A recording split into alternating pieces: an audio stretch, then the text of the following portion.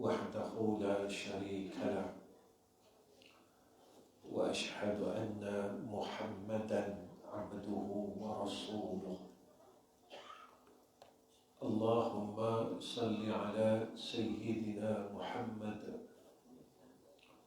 وعلى آله وصحبه وسلم اللهم لك الحمد وإليك المستكى وأنت المستعان ولا حول ولا قوة إلا بالله العلي العظيم.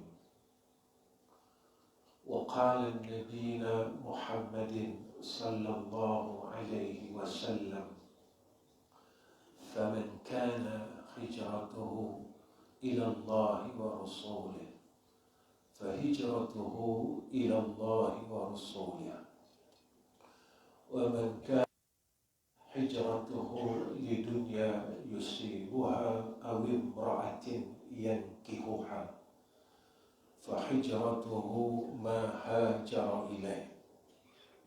صدق رسول الله صلى الله عليه وسلم. Pertama sekali saya merafakkan syukur kepada Allah Subhanahu wa Ta'ala di atas ketentuan pada saat ini saya dapat bersama-sama dengan sekalian hadirin dan hadirat, dan inilah yang dikatakan ketentuan yang baik daripada Allah, kerana seseorang yang bertemu kerana Allah dan berpisah kerana Allah adalah satu perkara yang baik, kerana ia termasuk di dalam hadis yang disebut oleh Nabi, beberapa golongan yang mendapat arasy Allah yauma la zilla illa zilluhu, yaitu mereka yang bertemu kerana Allah dan berpisah kerana Allah. Maka inilah takdir yang Allah telah tentukan kepada kita. Maka berterima kasih kepada Allah dengan takdir ini, kerana Allah yang memilih kita dengan kebaikan ini. Kita tidak mampu untuk berbuat baik walaupun untuk mengangkat kedua tangan kita melakukan takbiratul ihram, jika tidak dengan pertolongan daripada Allah.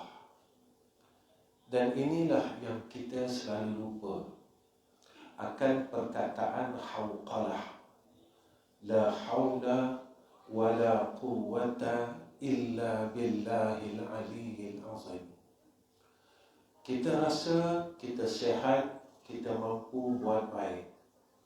Sebenarnya ruang dan peluang kesihatan yang pernah kita ada dahulu, kita tak berbuat baik pun. Kita kata kita ada harta, kita mampu berbuat baik, tetapi harta yang ada pada kita yang Allah berikan, kita tak mampu langsung untuk berbuat kebaikan. Bukan tidak kita berbuat baik, tetapi terlalu sedikit pada sisi Allah.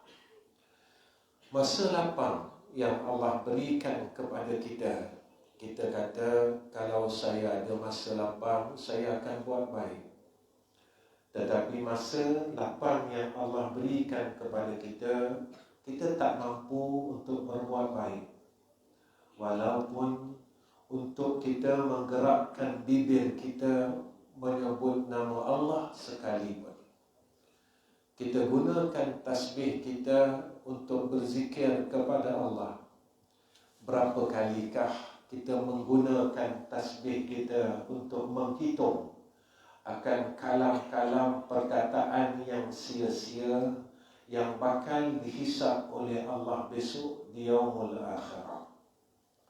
Sebab itu tuan-tuan, apabila kita kembali kepada Allah, baru kita sedar, maka tahu kita tidak mewajibkan dan memastikan kita dapat buat baik. Banyak perkara yang kita tahu dalam hati kita dan dalam dada kita. Tetapi semua kebaikan yang kita tahu, kita tak mampu buat pun. Banyak perkara kejahatan dan kemaksiatan yang kita tahu dalam akal kita dan dada kita. Tetapi tahu itu kita tidak mampu untuk melakukan, meninggalkan kejahatan itu. Kerana apa, tuan-tuan?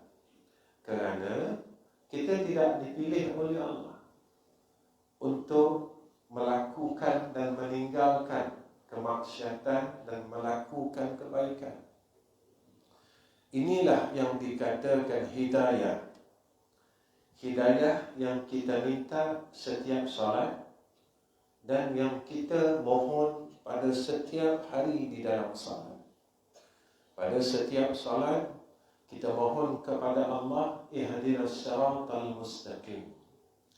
Pada setiap hari kita berdoa memohon hidayah di dalam salat fardu subuh.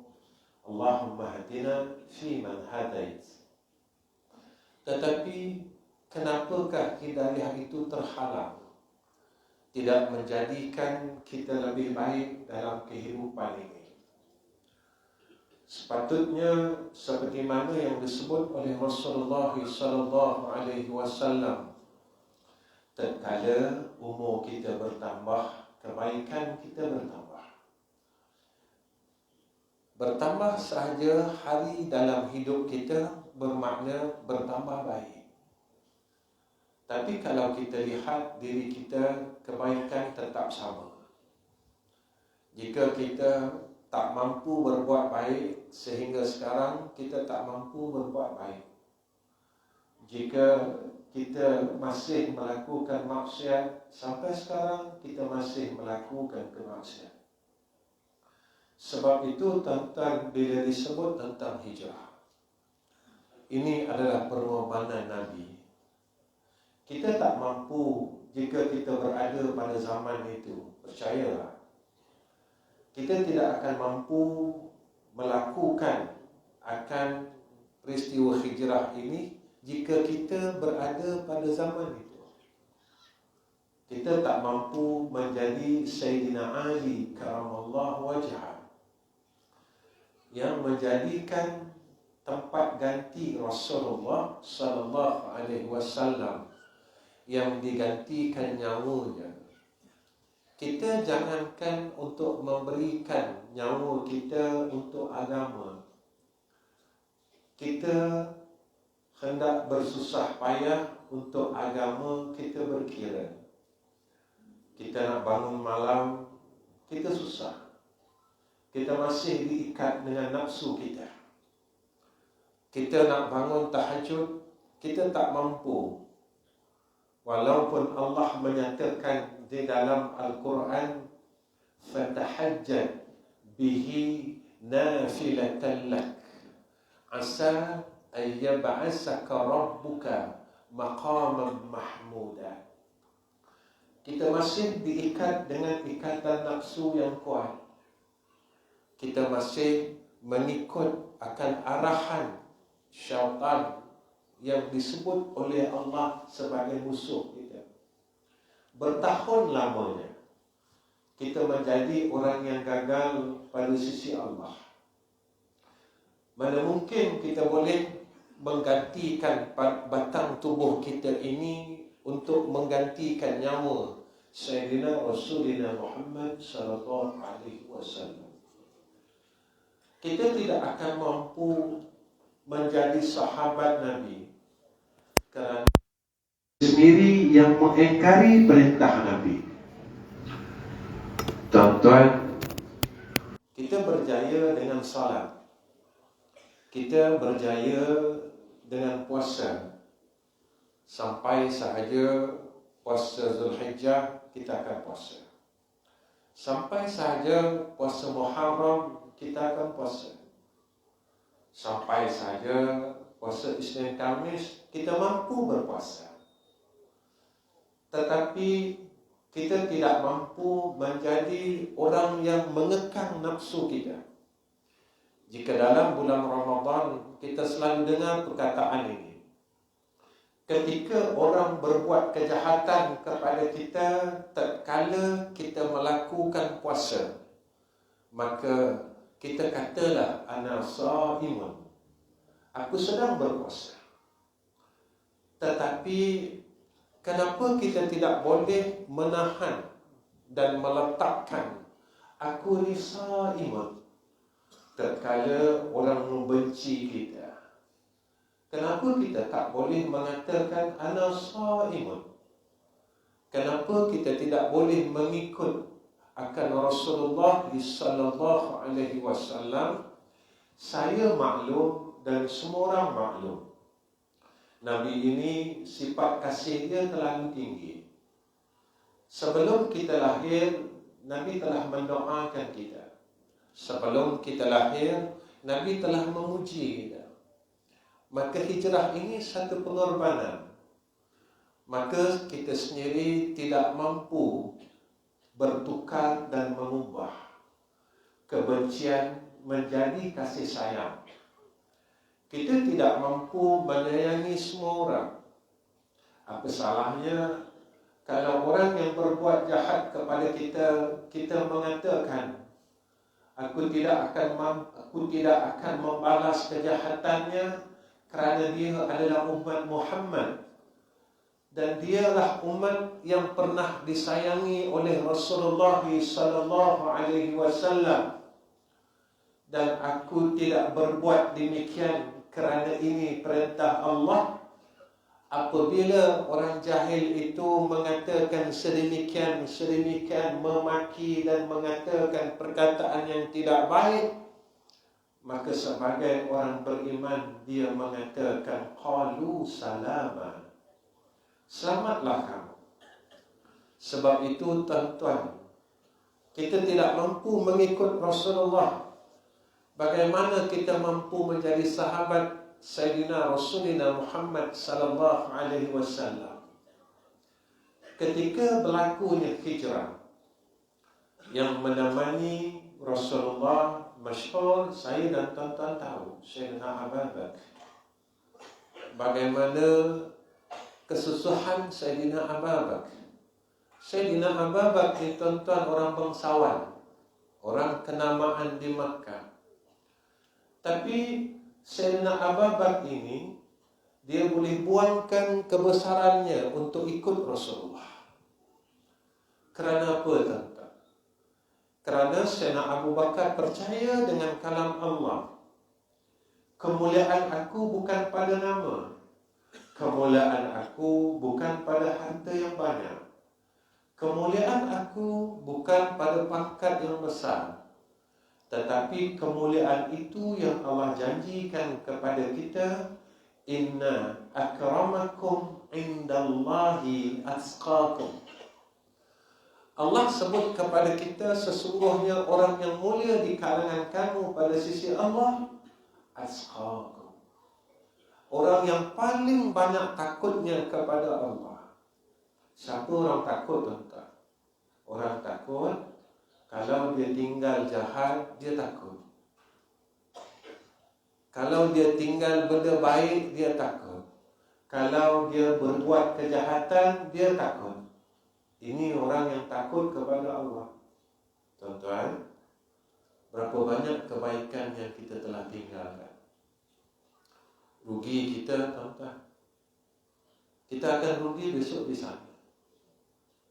Hijrah yang hakiki adalah berpindah daripada alam dunia kepada alam akhirat. Hijrah ini saya tidak boleh menafikan, dan tuan-tuan tidak boleh menafikan. Saya dan tuan-tuan satu hari akan berhijrah ke sana. Kalla idza balagatit taraqi wa qila man raqa wa zanna annahu al-firaqa. Apa kata Allah? Tatkala roh kita ini sampai di taraqi, yakni di gharghara. Waktu itu kata Allah, siapakah yang mampu menyembuhkan kamu? Siapakah yang mampu menahan akan saat kematian ini? Tidak ada siapa yang mampu. Kalla idza balaghatit taraqi, bila nyawa sampai sini tak ada siapa mampu tahan. Bila nyawa sampai sini tidak ada siapa yang mampu membantu kita. Kita takkan mampu menemani Rasulullah sallallahu alaihi wasallam kerana kita tak mampu buang kesombongan yang ada dalam diri kita. Tuan-tuan, Gua Sum ni kalau kita pergi umrah tinggi kan? Kalau kita panjat, umur tuan-tuan dan umur saya 2 jam tingginya. Itulah yang Rasulullah lalu. Dan tempat persembunyian Rasulullah di Gua Sum ini terlalu sempit. Dan gunung itu adalah gunung batu, tuan-tuan. Gunung yang keseluruhannya batu. Tuan-tuan, saat Rasulullah sallallahu alaihi wasallam bersembunyi di Gua Sum, kita lihat bagaimana kasih sayang Sayyidina Abu Bakar kepada Rasulullah. Tuan-tuan, kita tak mampu nak sayang Nabi. Kalau saya tanya diri saya dan tuan-tuan, banyak mana kita sayang Nabi? Kita tak mampu jawab. Kenapa kita tak mampu jawab? Sebab kita tak mampu menyayangi umat Nabi Muhammad sallallahu alaihi wasallam. Kita masih membenci umat Muhammad. Kita masih buruk sangka dengan umat Muhammad. Kita masih lagi tidak menyayangi umat Muhammad kerana apa yang disebut oleh Sayyidina Rasulullah Muhammad sallallahu alaihi wasallam, man la yarham la yurham. Saat Rasulullah bersembunyi di Gua Sum, masa itu Rasulullah baring di riba Sayyidina Abu Bakar. Kepala Nabi ada di riba Sayyidina Abu Bakar. Ketika Rasulullah tidur, tuan-tuan, serangga atau binatang yang berbisa gigit kaki Sayyidina Abu Bakar. Tuan-tuan tengok betapa sayangnya Sayyidina Abu Bakar. Ada riwayat mengatakan kalajengking yang gigit kaki Sayyidina Abu Bakar. Tuan-tuan, kalajengking ni bisa. Apa yang Sayyidina Abu Bakar buat ketika dia kena gigitan seekor kalajengking binatang yang berbisa? Sayyidina Abu Bakar diam je, tuan-tuan. Sayyidina Abu Bakar diam dan terus diam. Rasulullah tengah tidur. Tetapi fitrah manusia, seorang manusia dia tak mampu tahan bisanya binatang yang berbisa ni. Sayyidina Abu Bakar tahan dan terus tahan, sehingga Sayyidina Abu Bakar tak mampu tahan.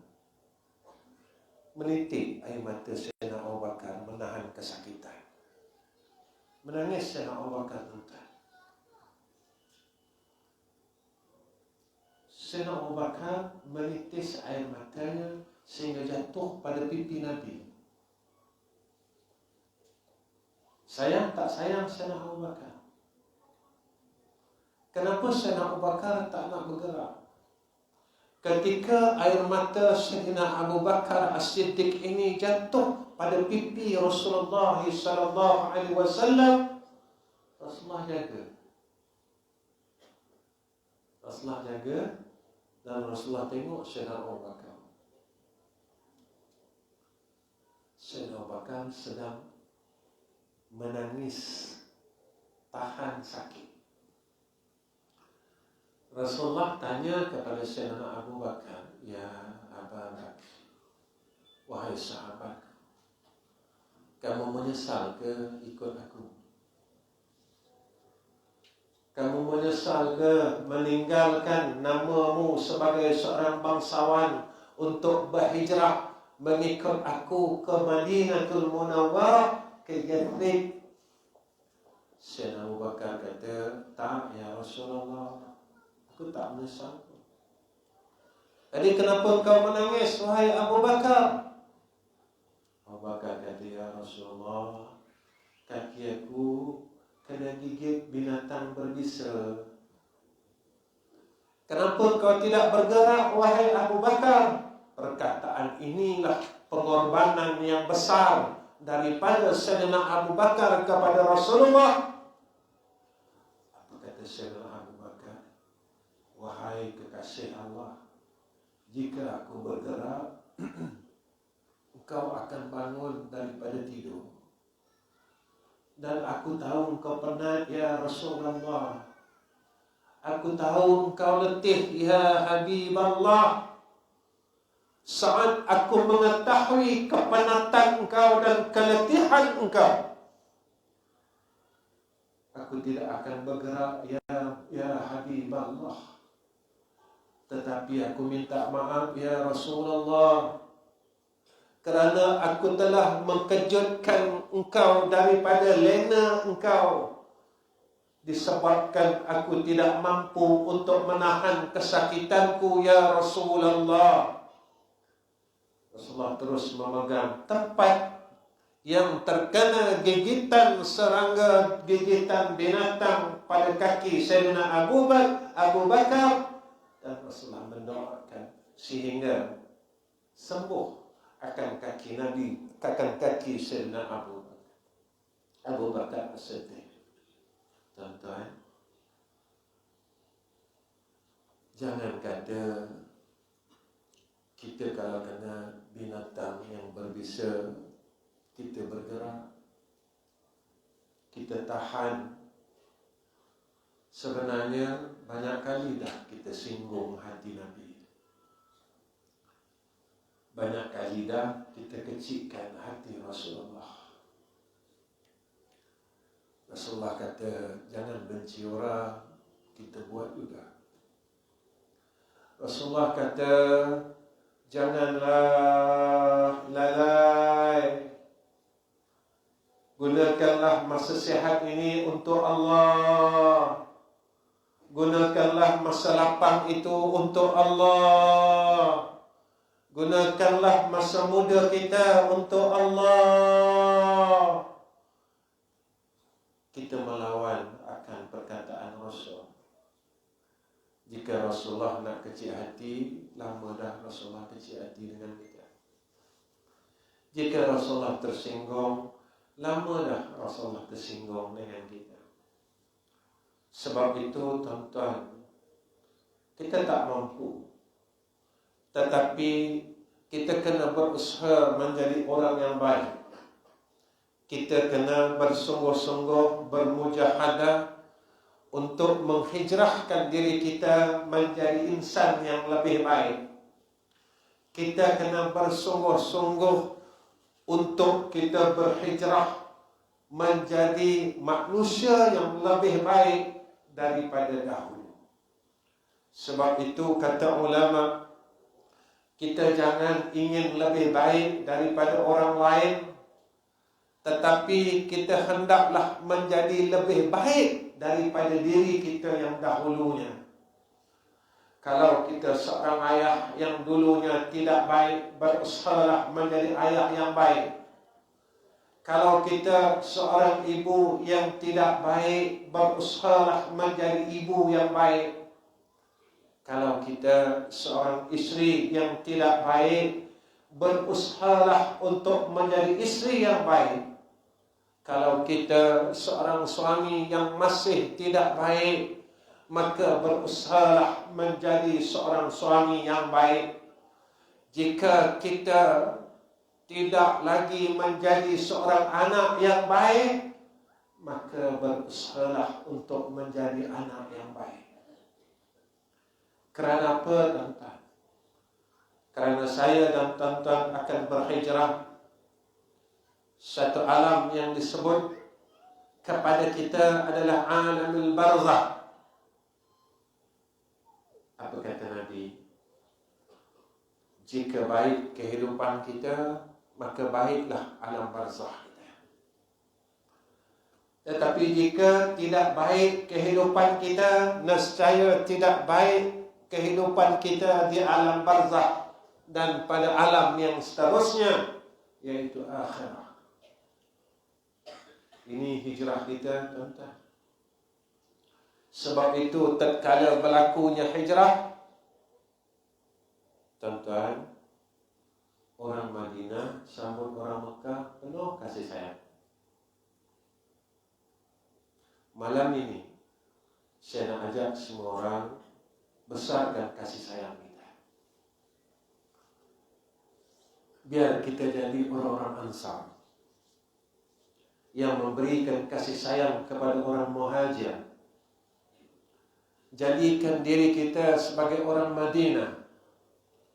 Tuan-tuan, untungnya orang Madinah dan hebatnya orang Madinah, setelah ia memberikan kasih sayang kepada orang Muhajir, apa kata Rasulullah?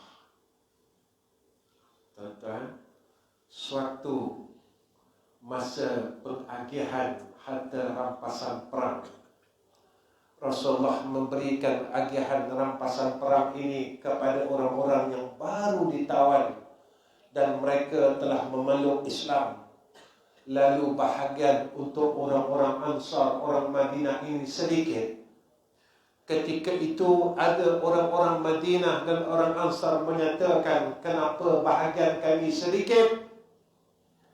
Rasulullah berkata kepada mereka, wahai orang-orang Madinah, jika kalian ingin harta rampasan perang sama dengan mereka, maka boleh aku berikan kepada kalian.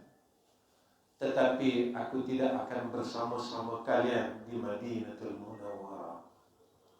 Aku akan bersama mereka di Makkahul Mukarramah. Tuan-tuan, ketika Rasulullah SAW berkata sedemikian, maka menangis orang-orang Ansar. Apa yang mereka katakan kepada Rasulullah SAW, ya Habibana, biarlah kami tidak mendapat sedikit pun daripada harta rampasan ini, ya Rasulullah. Tetapi kami mahu engkau bersama kami di Madinah. Tuan-tuan, sewaktu hijrah, orang Madinah ini memberikan semuanya kepada Rasulullah.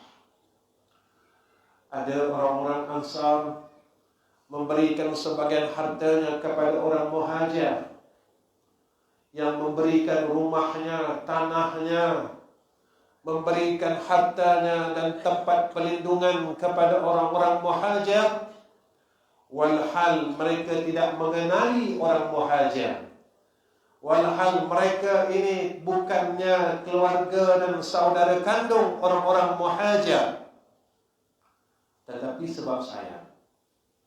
Tuan-tuan, mampu tak kita sayang orang lain? Mampu tak kita tak benci orang lain? Jangan benci anak kita, jangan benci menantu kita, jangan benci adik-beradik kita, jangan benci kawan-kawan kita. Kenapa? Orang Madinah yang telah membuang kebenciannya dan menukar dengan kasih sayang, apa yang mereka dapat? Tuan-tuan, mereka dapat Nabi Muhammad SAW. Tatkala kita mampu menukarkan kebencian dengan kasih sayang, waktu itulah kita akan dapat syafaat Rasulullah SAW. Jika kita mahukan syafaat Sayyidina Rasul, maka jangan sekali-kali kita membenci akan umat Muhammad SAW. Kerana apa? Kerana Nabi menyayangi mereka, kerana Nabi mengasihi akan sekalian umatnya. Nabi pernah menangis untuk kita, tuan-tuan. Satu hari Jibril datang menemui Rasulullah. Dan Jibril kata, ya Muhammad, hari ini Allah nyalakan, Allah hidupkan, Allah nyalakan api neraka ini sebesar-besarnya. Lalu Jibril berkata kepada Rasulullah sallallahu alaihi wasallam, tingkat ini adalah untuk orang ini, tingkat ini untuk orang ini. Lalu sampai kepada tingkatan yang terakhir, Jibril diam, tuan-tuan. Sampai bawah tingkat yang terakhir, Jibril diam. Rasulullah tanya, ya Jibril, tingkat yang bawah sekali untuk siapa? Jibril diam. Rasulullah tanya 3 kali kepada Jibril alaihissalam. Lalu ketika selepas 3 kali Rasulullah bertanyakan kepada Sayyidina Jibril alaihissalam, tingkat yang di bawah ini untuk siapa? Lalu Jibril berkata kepada Sayyidina Muhammad, ya Rasulullah, tingkat itu untuk umat engkau, kata Jibril alaihissalam. Apa yang berlaku? Ketika Rasulullah sallallahu alaihi wasallam mendengar daripada Jibril alaihissalam, tingkatan yang terbawah sekali adalah untuk umat Muhammad sallallahu alaihi wasallam, Rasulullah menangis, menangis Rasulullah sallallahu alaihi wasallam, sehingga kan Rasulullah tidak keluar rumah melainkan sembahyang jamaah. Sahabat tanya, Rasulullah ada tak? Rasulullah mana ya wahai Aisyah? Wahai Sayyidatina Aisyah, adakah Rasulullah ada di dalam rumah? Maka kata Aisyah ada. Tapi Rasulullah tak keluar. Rasulullah buat apa? Kata sahabat. Rasulullah masih sujud kepada Allah dan menangis, meminta agar umatnya diampunkan oleh Allah Subhanahu wa ta'ala. Tuan-tuan, apa kita balas pengorbanan Nabi? Apa yang kita buat dengan kesusahan Nabi? Apa yang telah kita lakukan dengan kesusahan Nabi? Orang Madinah dapat, tuan-tuan. Sewaktu orang Mekah tawaf melakukan umrah, orang Madinah mengadu kepada Rasulullah sallallahu alaihi wasallam, ya Rasulullah, untung orang Mekah hari-hari dapat buat umrah. Kami orang Madinah macam mana ya Rasulullah? Rasulullah mohon kepada Allah. Lalu Sayyiduna Rasulina Muhammad sallallahu alaihi wasallam bersabda, siapa-siapa yang mengambil wuduk dengan sempurna, lalu ia menuju ke Masjidil Quba dan salat 2 rakaat di dalamnya, menyamai dengan melakukan satu umrah.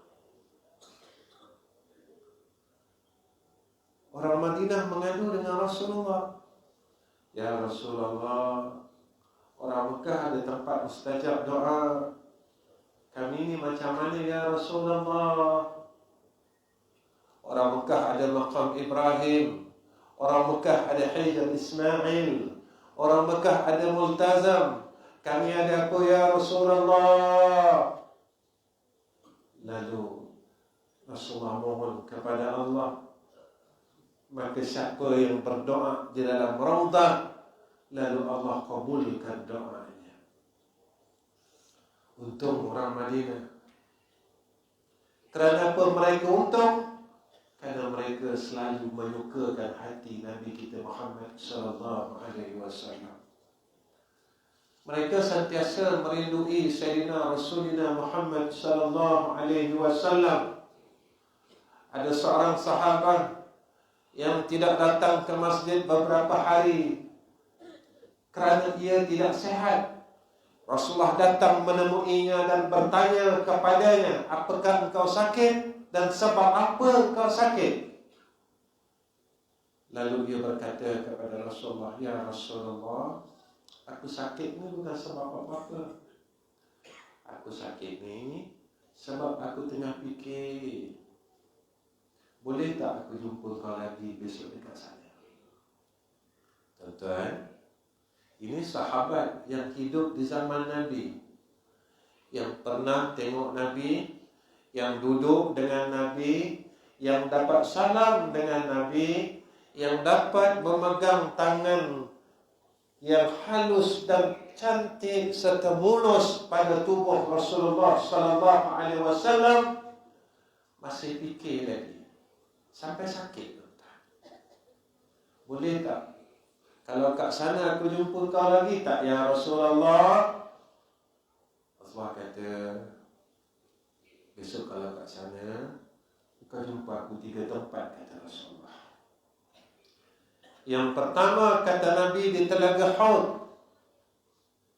Yang kedua, Nabi kata, cari aku di Mizan.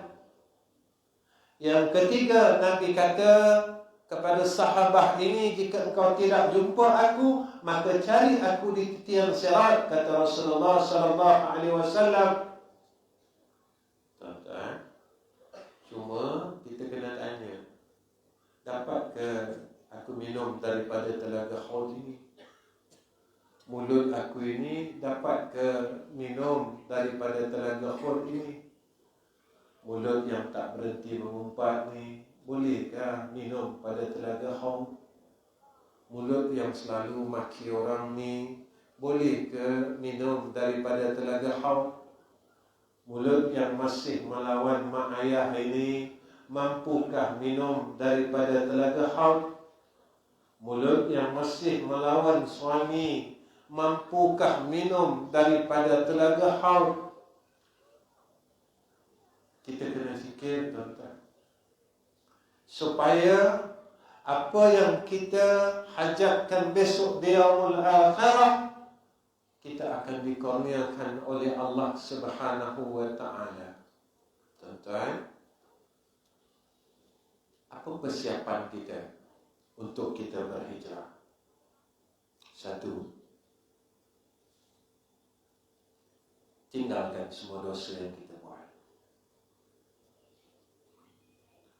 Sebab apa?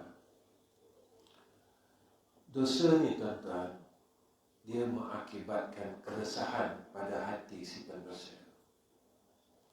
Kalau kita tanya, kenapa hidup kita resah? Dosa. Kenapa hidup aku tak tenang? Dosa. Kenapa masalah aku tak selesai? Dosa. Kenapa rezeki aku tak cukup? Dosa. Ini semua yang disebut oleh Rasulullah sallallahu alaihi wasallam. Dosalah yang menghalang hidayah. Dosalah yang menghalang rahmah, kata Nabi. Dosalah yang menghalang keberkatan rezeki. Semuanya disebabkan dosa. Kalau kita nak berhijrah lebih baik, kalau kita nak berhijrah ke alam akhirat, berusaha tinggalkan dosa. Ustaz, saya tak buat dosa. Tuan-tuan, sombong ni dosa tak? Buat baik, tunjuk dengan orang, dosa tak? Riak ini dosa. Dosa yang orang tak perasan. Kita buat baik, cerita dengan orang, dosa tak? Kita tamak, dosa. Kita hasad, dosa. Kita dengki, dosa. Kita tak sabar, dosa. Kerana sabar ni wajib. Kita tak redha, dosa. Tuan-tuan, buang dosa-dosa ini. Kita memang semayang, tapi kita tak mampu buang sombong. Kita memang puasa, tapi kita tak mampu buang riak. Kita memang buat semua ibadat, tapi kita berpaling daripada Allah. Kita rasa kitalah segala-galanya, seolah-olah macam kita tak perlukan Allah. Tuan-tuan, bila masa kita rasa kita sangat perlukan Allah, Nabi sebut 2 keadaan ini. Kita orang silap, tuan-tuan. kita buat dua perkara ini kebiasaannya. Seperti mana yang Allah sebut dalam Al-Quran, orang yang kufur kepada Allah, mereka pun melakukan dua keadaan ini. Bila kita memerlukan Allah dan sentiasa sangat-sangat berhajat kepada Allah, satu, bila kita sakit, baru kita berhajat dengan Allah. Masa kita sihat, kita buat apa? Masa kita sihat, bila kita baca Quran. Masa kita sihat, bila kita berzikir. Masa kita sihat, bila kita berselawat. Hari ini banyak mana selawat kita? Ada 1000 tak tuan-tuan? Ke tak ada langsung? Tuan-tuan, bagaimana untuk kita balik kepada Allah walhal kita dalam keadaan yang lalai? Dosa yang kita buat masih tidak kita tinggalkan. Yang pertama, bersihkan daripada segala dosa dan maksiat. Sebab itu kadang-kadang orang bertanya kepada saya, Ustaz, kenapa saya susah sangat nak buat baik? Susah kita nak buat benda baik. Tengok dosa dulu. Kalau suami orang laki-laki, tengok dosa kita dengan keluarga kita. Apa kesalahan aku pada isteri dan anak-anak? Kalau orang perempuan, tengok dosa mereka dengan suami mereka. Apa dosa aku dengan suami aku? Tuan-tuan, malam ini saya seru, buang kesombongan kita. Tak perlu pun kalau kita sombong sebagai seorang suami dan seorang ayah, akhirnya kita masuk liang lahat. Tak berguna pun seorang isteri nak sombong dan ego dengan kedudukannya. Akhirnya kita akan masuk liang lahat. Masa kita masuk liang lahat, keluarga kita semua tinggalkan kita, harta kita semua tinggalkan kita. Tapi ada satu yang menemani kita. Saat kata Nabi SAW, semua orang tinggalkan kita dan kita telah berlalu 7 langkah. Masa itu Allah tasawurkan seorang pemuda di dalam kubur kita. Kita heran dan kita tanya, kamu siapa? Kan semua orang dah tinggalkan aku. Isteri aku tinggalkan aku, anak-anak aku tinggalkan aku, adik-beradik aku tinggalkan aku. Mereka cuma cerita pasal aku je. Mereka cuma sedih pada hari ini. Dan sekarang mereka sedang membicarakan harta yang telah aku tinggalkan. Sekarang mereka sedang berbincang bagaimana untuk membahagi-bahagikan harta aku, duit aku, tanah aku. Engkau siapa? Kita kata.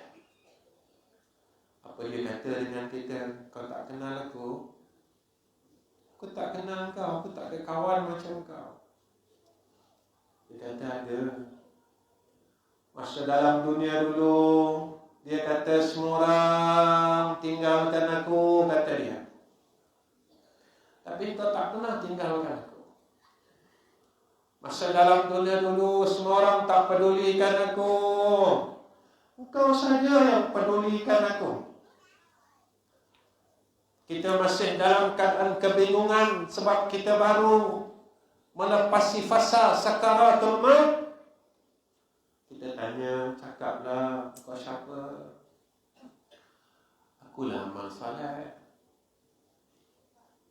akulah Quran, akulah selawat, akulah tasbih, akulah tahlil.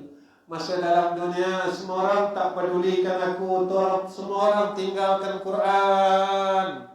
Masa dalam dunia semua orang tinggal berselawat. Masa dalam dunia semua orang tidak mahu bertahlil dan bertahmid kepada Allah. Hari ini Allah memerintahkan aku menemani engkau sewaktu semua orang tinggalkan engkau. Hatta yaumil qiyamah.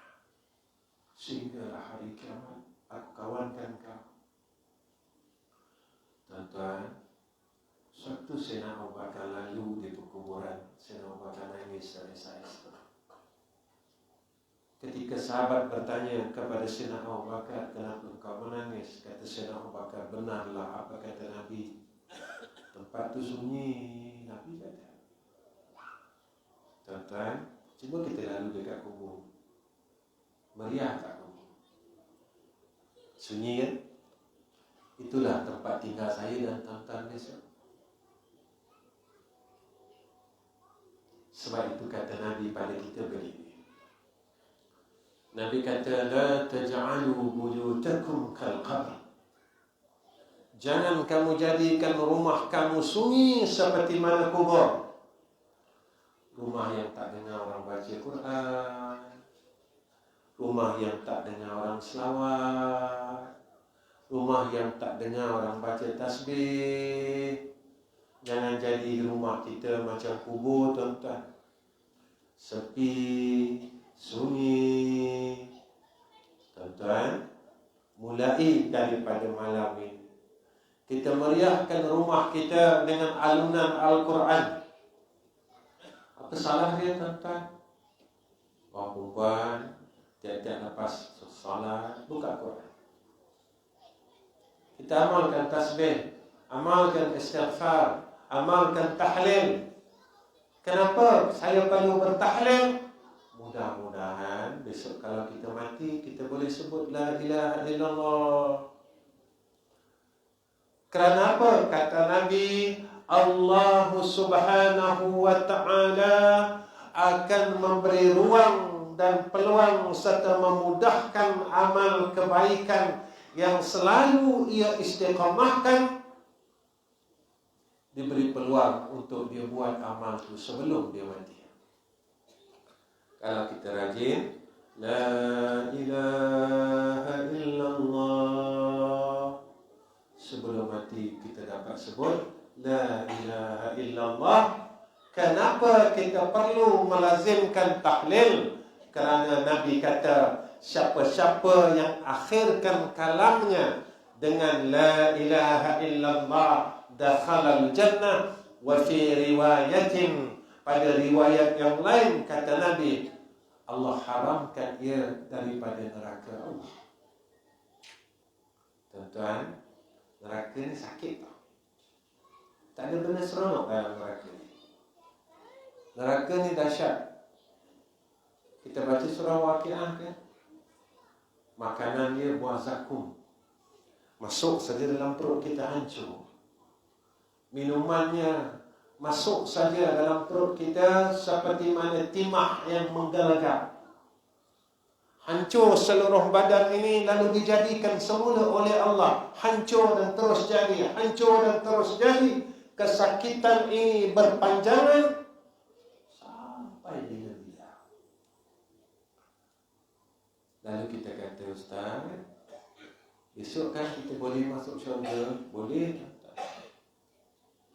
Tuan-tuan, ahli neraka ni dia ada bekas. Kalau dalam dunia ni orang keluar penjara, dia key in saja IC dia, keluar bekas panduan penjara sekian-sekian.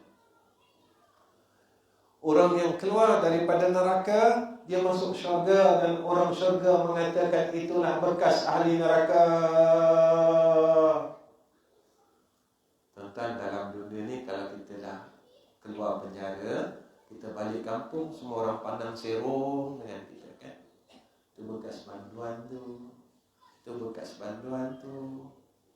Kita tak selesa kan? Macam mana tuan-tuan kalau kita masuk syurga, semua orang syurga kata kita itu bekas ahli neraka Allah, itu bekas ahli neraka Allah, dan kita menangis di dalam syurga. Kita mohon kepada Sayyidina Rasul, ya Rasulullah, boleh tak engkau tolong minta dengan Allah, hilangkan tanda ini ya Rasulullah.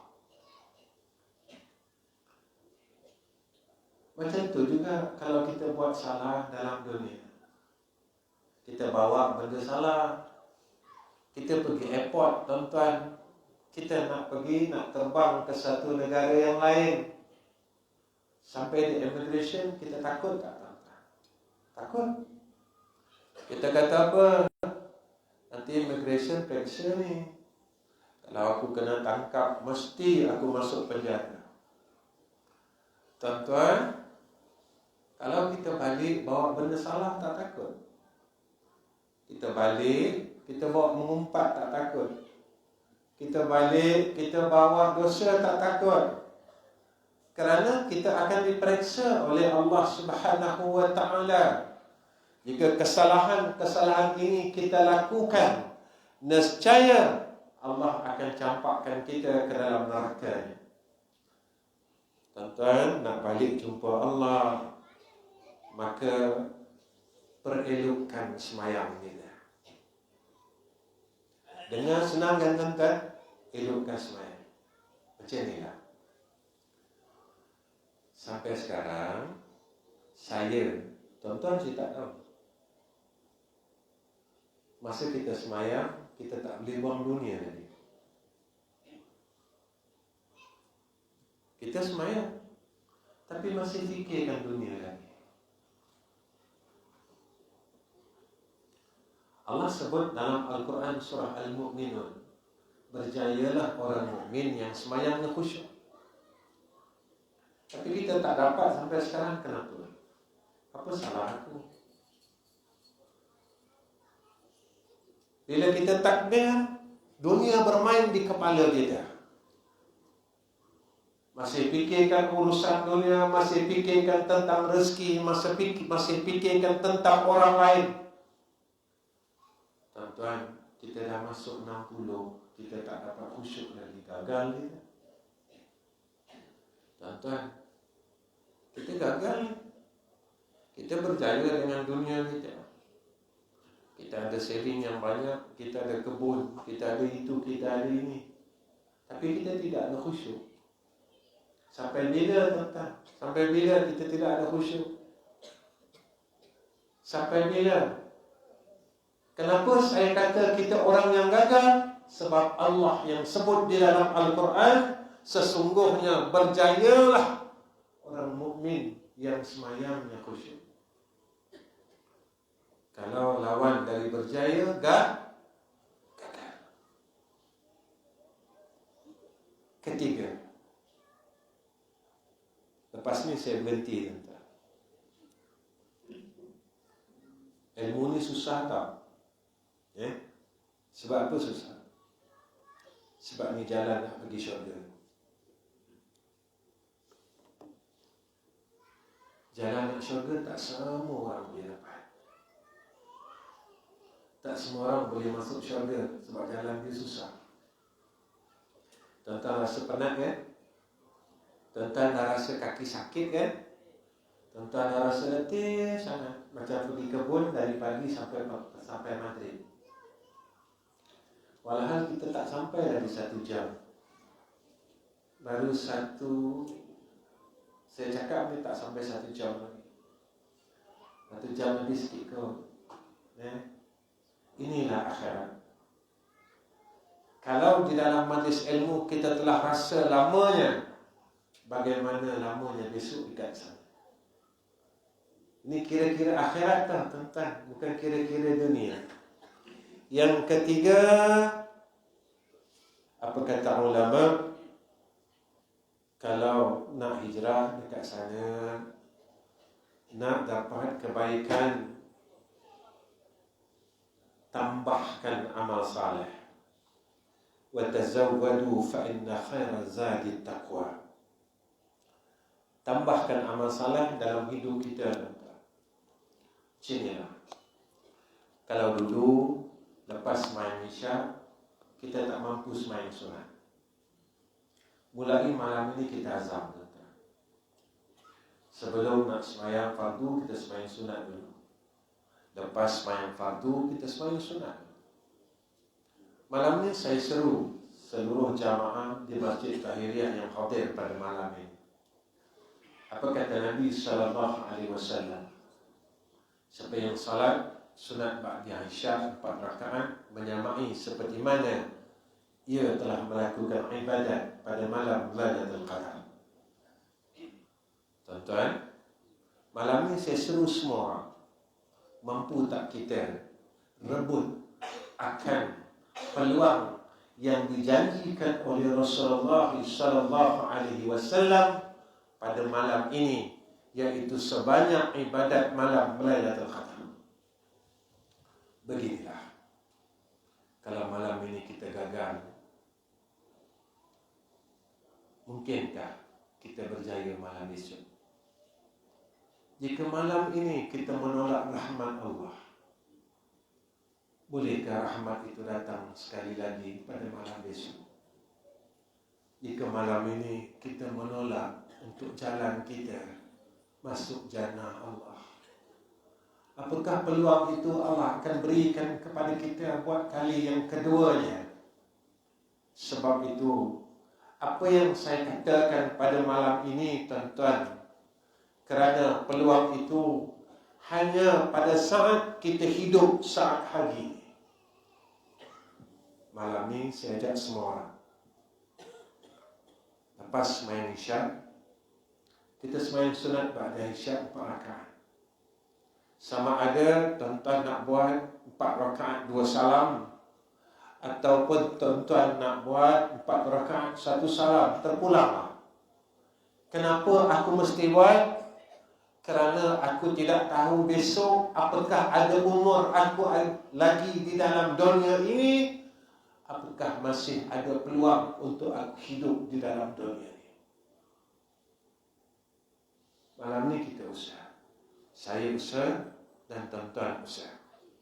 Jadi mudah-mudahan apa yang kita sebutkan pada malam ini dan kita kisahkan tentang hijrah, mudah-mudahan kita berjaya berhijrah daripada orang yang dulunya sembahyang sunat isyak 2 rakaat jadi 4. Jadilah tuan-tuan. Mudah-mudahan kita berjaya dan dipandang oleh Allah Subhanahu wa ta'ala. Tuan-tuan yang saya kasih sekalian, saya rasa cukup setakat ini pertemuan saya dengan tuan-tuan. Lebih dahulu saya mohon ampun dan maaf jika ada kesilapan dan kesalahan di dalam kuliah ini.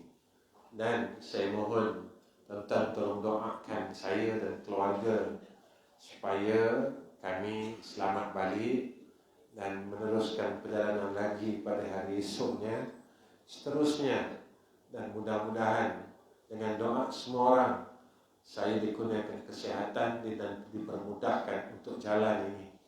Dan mudah-mudahan Allah akhirkan hidup saya dengan saya melakukan amal ma'ruf nahi munkar untuk umat dan untuk saya khususnya, dan keluarga saya dan amnya untuk umat Muhammad sallallahu alaihi wasallam. Jadi sebelum saya akhirkan kuliah saya, pada yang terakhir kalinya, tuan-tuan, doa ini, zikir ini tuan-tuan tahu. Cuma saya nak bagi tahu macam ni. Jangan tinggalkan tiap-tiap lepas salat 2 doa dan 2 zikir. 1, Allahumma ajirna minan nar, Allahumma ajirna minan nar, Allahumma ajirna minan nar. Selepas kita habis baca, lalu neraka berkata kepada Allah, ya Allah, tolonglah kau keluarkan dia daripada neraka aku. Kedua, tolong baca zikir ni tiap-tiap lepas sembahyang, jangan tinggal. Allahumma inni as'alukal jannah, Allahumma inni as'alukal jannah, Allahumma inni as'alukal jannah. Kalau boleh baca dengan inna. Allahumma inna nas'alukal jannah. Inna, tuan-tuan niatkan isteri dan anak-anak tuan-tuan. Ya Allah, kurniakan kepada aku syurga Engkau. Selepas kita berkata 3 kali tiap-tiap lepas salat, lalu syurga berkata kepada Allah, Ya Allah, boleh tak kau masukkan orang yang baca doa ni ke dalam syurga?